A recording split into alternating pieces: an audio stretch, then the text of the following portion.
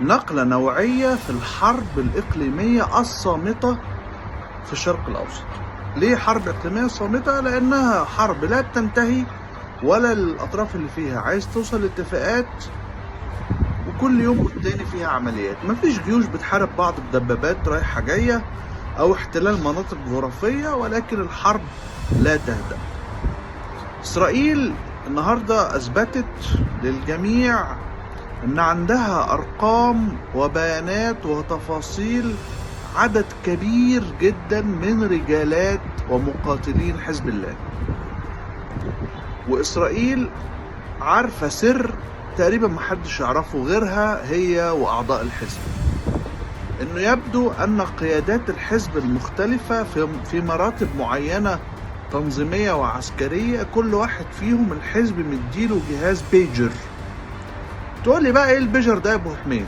اقول لك البيجر ده جهاز ظهر عندنا في مصر مثلا قبل التليفون المحمول بسنتين 3. جهاز فكرته الاساسية انه جهاز استدعاء عن بعد، يعني بيبعت لك رسالة الطرف المتصل بيك بتجيلك على الجهاز، تعرف رقم التليفون اللي عايزك، فتقوم رافع سماعة التليفون الأرضي اللي بالخط وتقوم مكلمه.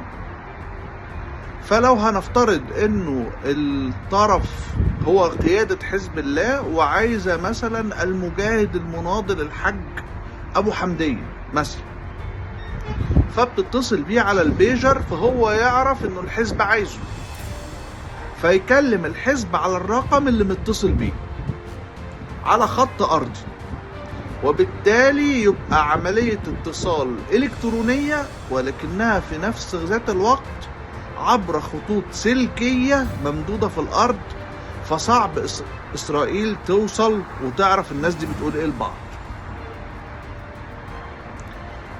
إسرائيل عرفت الفكرة، وغالبا عندها أرقام تليفونات كل الناس اللي معاها البيجر ده، وفي نفس ذات اللحظة وفي نفس ذات التوقيت بنكتشف مع بعض ان اسرائيل بتسيطر الكترونيا على الاجهزة دي، وبتبعت فيها طاقة اعلى من احتياجها، فبتفجر البطاريات، فيتحول كل جهاز بيجر الى قنبلة صغيرة. فاكرين لما التليفونات السامسونج في مرحلة من المراحل كانت بطارياتها فجأة بتنفجر وبتقطع اطراف المتصلين، او بتتسبب في عملية حريقة كبيرة للبيت الشخص اللي موجود في الجهاز، او احيانا كانت شركات الطيران بتطلب منك تفصل البطارية او تطفي الجهاز اثناء الطيران بسبب هذا الموضوع.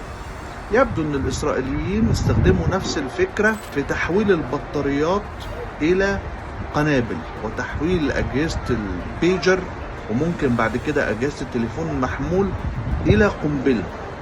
اصلا الارهابيين في بلاد كتيرة في العالم، وطبعا دي فكرة جاية من عندنا من الشرق الاوسط، كانوا بيستخدموا جهاز التليفون المحمول كمفجر، يعني يربط الجهاز بشحنة تفجيرية فيها متفجرات عادية خالص، ويحول جهاز التليفون المحمول نفسه لمفجر، فياخد طاقة من البطارية عبر الاتصال بالرقم. تتصل بالرقم فالجهاز على بعد مئات الأمتار أو الكيلومترات ينفجر.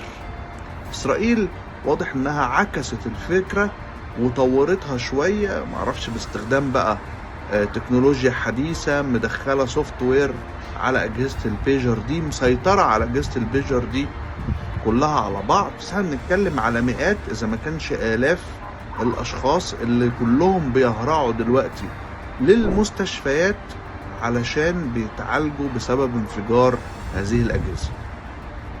طبعا هنلاقي حالات الجهاز اتفجر جوه البيت والاسرة تضررت، وممكن جدا جدا بعد شوية نكتشف ان اسرائيل جمعتهم جميعا في مستشفيات وتأكدت انهم موجودين، فتروح وتهاجم المستشفيات بالطيران المسير، وإسرائيل تعملها. يعني ما فيش أخلاق في الحرب مع إسرائيل. طبعا أخبار سيئة، لكن تطور جديد في هذه الحرب مش بس ضد قيادات الحزب، لا، ضد كل أفراده على كل المستويات التنظيمية. حدث خطير هيكون وراه نتائج وردود أفعال قد تكون كبيرة.